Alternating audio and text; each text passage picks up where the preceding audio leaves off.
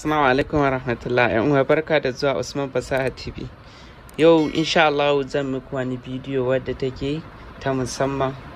So ina roƙon idan wannan shine zuwanka na farko wannan channel, kar ka manta da subscribe da latsa ƙararrawa. Ba tare da bata lokaci ba, bari in nuna muku me nake nufi.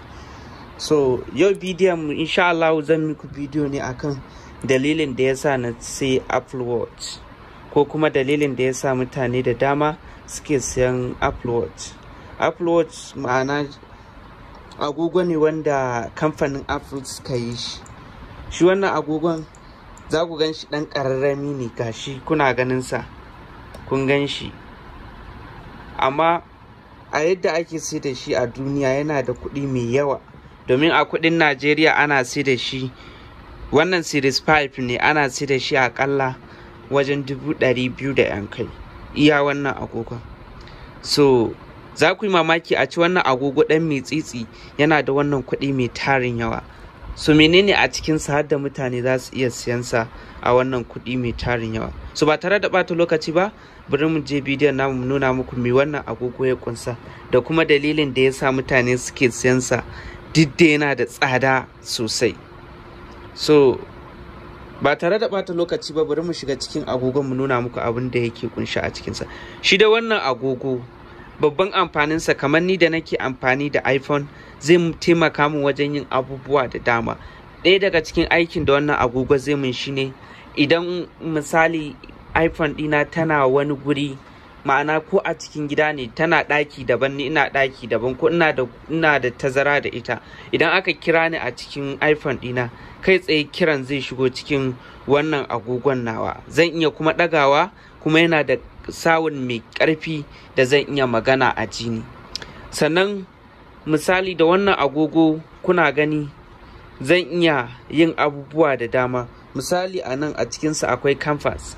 Compass shine abin da zai nuna ma ina kake tafiya, ma'ana ina ne gabas, ina ne yamma da sauransu, duk akwai a cikin wannan agogon. Sannan akwai recycling, ma'ana akwai hanyoyi na training da yawa wanda wannan agogon zai taimaka ma.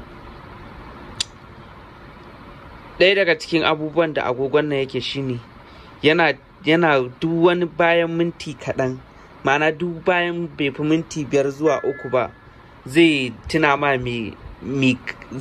ma me za ka yi ko me kake yi. Misali bari in takaita a bayanan namu don ka ɗau lokaci mai tsayi. A wannan agogon misali idan kai tsawon awa 1 ko minti 30 ko minti 40 kana zaune ba tare da wani abu ba, wannan agogon zai tuna ma da lalle ka miƙe tsaye kai mammotsa jikinka. Sannan da wannan agogon za ku gani ga wasu abubuwa nan, ga ja nan, ga wasu kala nan, ja da wani kala da kala, ma'ana kaloli guda 3. So wayannan kalolin da kuke gani kun gan su nan, ga suna a kewaye suna ƙoƙarin su circle. So wannan abubuwan amfaninsu shine za su faɗa ma misali adadin exercise da kai. Idan muka shiga cikinsu kamar nan yadda kuke gani, za ku ga red color yana nuna adadin motsi da mutum ya yi. Wannan wanda yake abin nan green color shi kuma zai nuna ma adadin motsa jiki da kai.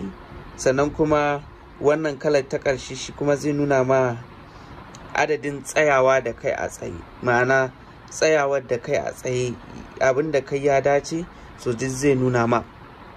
Sannan wannan agogon babban amfanin da ya sa mutane musamman wanda suke duniyar da ta ci gaba suke siyansa, ɗaya daga ciki, na farko kullum yana tilasta ma ka motsa jikinka, ma'ana ka motsa jikinka ka samu lafiyar jikinka, ka yi training akalla na minti 30, kuma training din nan ba kai tsaye kai zaka bar shi, agogon shi zai tsara ma yadda zaka yi training din, yadda zaka zai daidai da lafiyar jikinka. Domin duk sanda kake training din, a lokacin duk bayan minti 1 zuwa 2 yana auna yadda bugun zuciyarka yake, ma'ana zai auna ma yadda bugawar zuciyarka take da sauransu. Kuma sannan sa wannan agogon abu ne mai matuƙar sauƙi makala shi. Kawai da mutum ya ɗan abin nan zai makala shi a hannunsa kamar haka. Idan mutum ya sa shi a haka da yadda kuke gani, bari in sa shi nuna muku wani abubuwa, amma kafin in sa shi bari in ci gaba da nuna muku abubuwan ma a haka.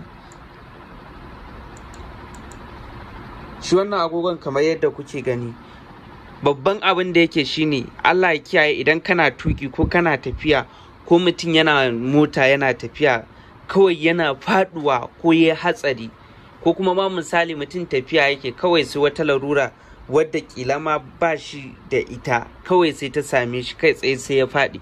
Yana faduwa wannan agogon kai tsaye zai kirawo matarka, kai tsaye a kira, sannan zai kirawo 'yan uwanka da duk wani wanda yake yana da alaka da kai, kai tsaye agogon zai kira shi ba tare da ma ka ɗauko waya ko ka danna wani abu. Kana faduwa din nan to zai kira ka, zai kira 'yan uwan naka, yana kira 'yan uwan naka a lokacin kai kuma idan dai baka suma ba ko ka shiga wani hali mummuna, in dai bakin ka zai iya farta magana, za ka yi sauri ka faɗi matsalar da ta shafe ka, 'yan uwanka za su sauri su cece ka.